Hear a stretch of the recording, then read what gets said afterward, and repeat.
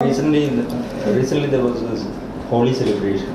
Did you see those horrible videos? I mean, every day I think that we cannot as a human race become more base, but every day we become baser.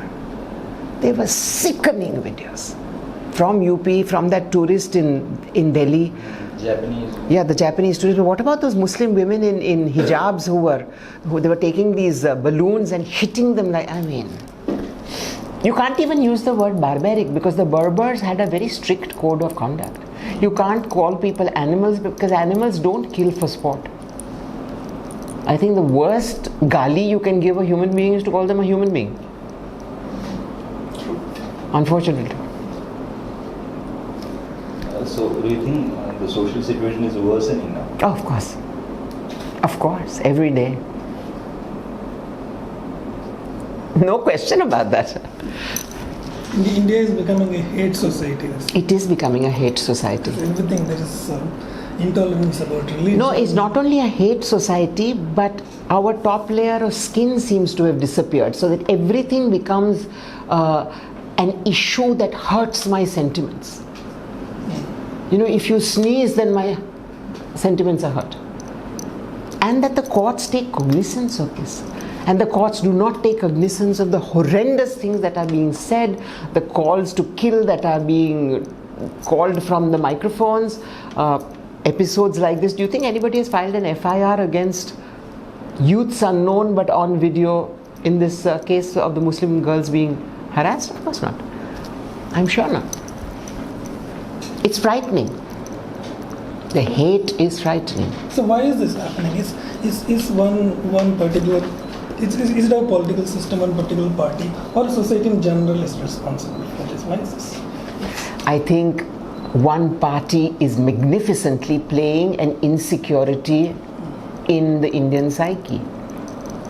You know, insecurities can be manipulated to being very different things. And the BJP and the RSS have it to a science, not even to an art. They have it to a science how to manipulate hatred. So yes, of course, it's in this particular case, it is a party that is built on Hindutva, which is built on hatred. I mean, look at what they've done to the figure of Ram. From Maryada Purush, he's become this, you know, 6 packs, and Hanuman has become the same. And that is the terrifying male patriarchal warrior stance that we do not need in the world, and that is what you are pushing. And that, when unleashed, you know, I think I have never seen India as frightened and as insecure as we are today. And these are the two factors that are played upon.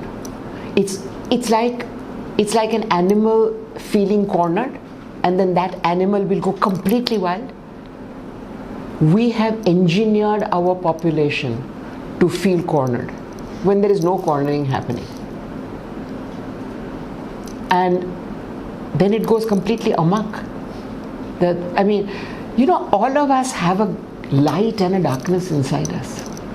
And for me, Hinduism has accepted both of these, and everything that I know from my Upanishad and my Vedas tries to bring out the light. It doesn't say that the black doesn't exist. It says it exists, but the purpose of life should be to try and find that which is good, that which is generous, that which is compassionate. And yet we are living through a time when all we are encouraging is the blackness. And we are influenceable people because we are frightened, because we are frustrated, because we think that our jobs might go tomorrow, because we live in a world where my child can be abducted tomorrow and raped and hung up on a tree. These are realities. These are realities. I mean, I might be going in a train and the train might blow up. So we are frightened, and people are playing on that fear and turning it into I against everybody else. And you know, it's like that famous poem from the Second World War that Neo Muller, I think that's how it's pronounced, Neo Muller wrote, which says, when they came for the handicapped, I didn't say anything because I'm not handicapped. When they came for the gypsies, I didn't say anything because I'm not a gypsy. When they came for the Jews, I didn't say anything because I'm not a Jew. And when they came for me, there was nobody left to talk. It's like that. Today, it's anti-Muslim. Then it will become, if all the Muslims go out of the country, then it will become Dalits. Then it will become something else. Then it will become Adivasis. So it never stops.